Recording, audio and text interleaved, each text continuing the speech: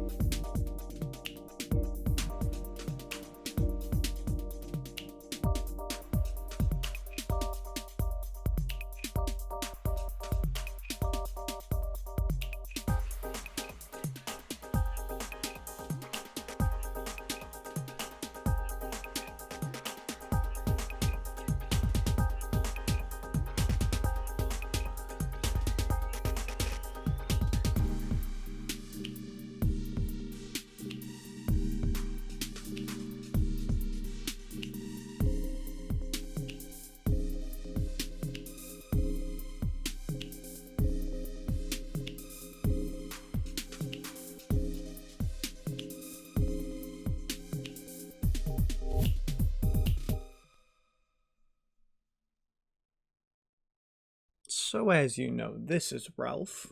I gave this product Ralph because I didn't really know what to name it, and so I came up with that. And to be honest, I made myself cry after thinking about naming this product Ralph. So just a little insight, I make myself laugh enough to cry sometimes. It's a completely manly thing to do. Don't even worry about it. But let's get into it. So this product is something to kind of has a little backstory. So first off, this is supposed to help with fine motor functions because so there is a magnet underneath here, so we can hide this, and the magnets sit right in here. And so they're fairly strong magnets. You can get 2 magnets in here. I plan on making it where you can kind of adjust this or add separators in it where you could add 3 or 4 to make it stronger and then add the separators to block it, or you add 1 or 2, add the separators to block it, kind of whatever. And then this little green piece blocks them so they don't fall out because you're using the opposite resistance of magnets, and so those push each other away. You don't want it flying out every time. So kind of same situation up here. I made it so that you could put magnets in here. This I'll probably, I don't know, I will probably have to make it a tad bigger because right now it can fit one magnet. It's kind of strong, but it's also doesn't give a lot of resistance. And if you want to adjust the kind of strength, because if you're getting better at it, you kind of want to be able to do it where you can do more than just the one magnet where it's super light. So close that off. That's where the magnets sit. And then this, they're opposite. So it would push it up. And so this square is not the exact size because it needs to be able to flip over and move out of the way of the pencil so that it falls and then you fail.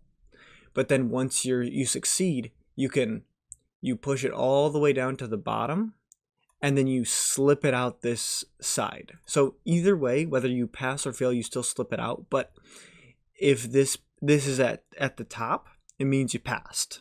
If it's at the bottom, it means you failed. If you set up the magnets right. You have to have the magnets where this top is the same as the bottom here, facing up, so that this bottom would repel it. It makes sense. It's a trial and error. You got two chances, 50-50 chance. So, but yeah, then you use a pencil to push down on this in the middle, and then you just keep it in the center, slowly down, and then it gets it.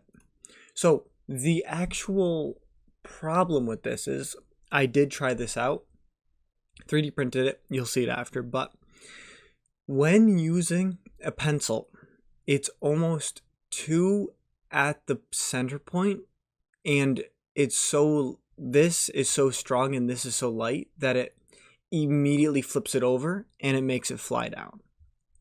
So to start, I was actually using filing, like metal filing tools. They're extremely small, but they fit right in here, but they have enough magnetic attraction where it hovers on it as you push it down. So yes, it helps stabilize it a tad, but if you move it off just a bit, it does fly down. And so if you had stronger magnets, this would kind of benefit a lot. So one of the changes I want to make is making it not a simpler way, but a possibly customized way to control it. So possibly putting an X here, so you're not using a pencil, you're using a customized thing I printed for this part exactly. So that's kind of a crazy thing I didn't even think about until actually trying it out. So if you have any other tips or ways to fix it, help me with that. But why this is good. So first off, it improves the pencil pressure control. So it teaches kids how to apply pressure with an even force without pressing too hard. Because if you go too fast or too hard, this slips and flies up. Or if you go too light, it just will flip and go up. It kind of have to do it at the right pace. And so that's a good thing. It also builds hand stability, so it strengthens fine motor muscles responsible for grip and control, specifically when gripping a pencil. It enhances focused movements, so it reinforces slow, intentional actions for steady writing. Supports bilateral coordination, stabilizing the tool with one hand while guiding it with the other. And then encourages fine motor accuracy, especially when tracking along grooves. So it's a square to kind of fit the exact, it allows it to guide it down, but doesn't hold it. It still allows for the flipping. So one thing that I found out is if you can improve the child's writing skills and being able to kind of conceptualize words and understand the words enough, it actually helps improve their speaking ability and like formulating words. So my hope with this is that if they practice a lot and they get it down enough where they can start purposely writing and having good control of a pencil or pen and getting smooth lines, writing good, kind of improving off of this, then hopefully them trying to speak would help and make it better. And so obviously you can always add a prize that if they do complete this with it up, they get a prize, which might insist on adding more challenges to it, whether that's stronger magnets, a deeper hole so that you have to do it for longer, possibly a timed. I don't exactly know how that would go because it could just boom, done. I don't know how that would go, but the thing is, it adds a lot of possibilities to have kind of games with this. So with me figuring out a way to add challenges to it, so being able to add more magnets than what I currently have now would add the ability to make the game more fun and also the challenges harder, which overall hopefully improves the child's writing ability.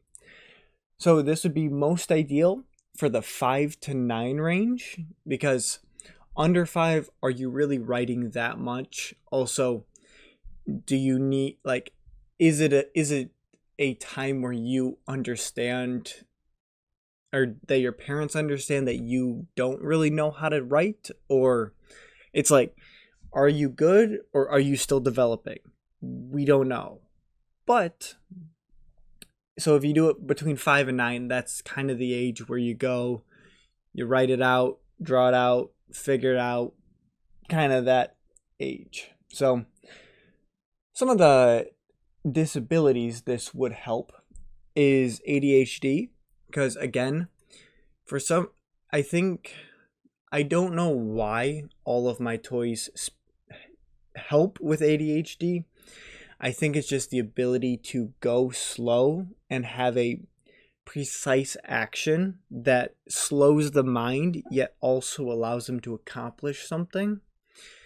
So the thing is, ADHD isn't a huge disability that would, I don't know. I'm not trying to like make ADHD seem any worse. I'm digging myself a hole. ADHD, yeah. So it could also help because it's tactical, calming, it's repetitive with clear boundaries. So you understand when you mess up. It also has a little kind of a loud sound that kind of notifies you that you did fail, because when you pass, there's almost no sound because you did it quietly. So some developmental coordination disorders it can help with, because it improves the hand's steadiness and grip. And then also for early writers, it trains fundamental motor patterns for writing readiness. So this could also be a tool that you could use for the earlier ages before 5. It's just you wouldn't be going at it with the hope of like helping them since they can't write. You're just hoping once they start trying to write, it's stronger because you did some practice and they understand how to grip a pencil and kind of those types of things. But overall, it's kind of hard for me just keeping it steady. So I think honestly, if I do it longer and like get it more efficient, I think it will actually help me just in general. So, I mean, that's kind of crazy. It's kind of cool. Another thing I thought of is, I don't know, possibly video games, because some people use pens when they play video games. So that could be something. Also, they're using accuracy with the pen, not really pressure. So not on the same level, but just possibly another thing that could happen. But for helping with fine motor functions and fine motor skills of writing and kind of the development of gripping a pencil and kind of drawing also, I think this could be very, very beneficial. And I think you could expand this to more than just pressing down. It could be pressing over. You could kind of expand this to a wide variety of things that might help in some like early development classrooms and stuff like that. So I think this would work. Do you think this will work? Please let me know in the comments. I'm going to try and make all these updates next week. as the final last week of April, and then throw up some STLs. So thank you very much. Please leave a comment. Please let me know how to fix this, better this, kind of anything to make it better and help as many people as I can. So thank you very much and have a wonderful night. Goodbye. So you are supposed to use this pencil. And so you take this out and then you set it up like this. And then you're supposed to push it in like this. Like that. But see, it kind of falls too quickly. So you kind of have to use this. Ooh. So you use it like this. And then you slowly... see? You see how hard that is? So it can... I don't know. I find it very challenging, but also kind of fun. So you go like this. And you see how quiet that was? Then you slip it out the front. Boom, done. So that's how it's supposed to go.